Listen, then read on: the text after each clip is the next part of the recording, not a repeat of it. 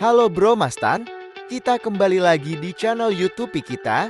Karoseri Adiputro telah merilis produk bus barunya dengan nama Jetbus 5 di Gaikindo Indonesia International Auto Show atau GIAS tahun 2023 DICE-BSD. Halo Sobat Yeti Mastal.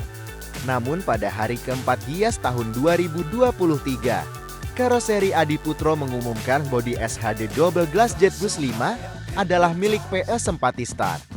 Halo Sobat Yeti Mastar, dari hasil kutipan YouTube Yeti Mastar, dari beberapa sumber media otomotif nasional, Tarvi Pasca, generasi kedua pemilik PE Sempatistar mengatakan, menjadi salah satu PO pertama yang menggunakan bodi Jetbus 5.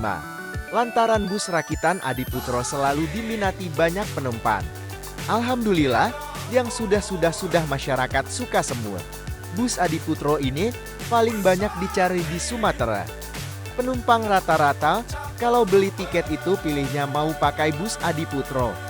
Kita sudah pakai Adiputro sejak tahun 2011, hampir 12 tahun.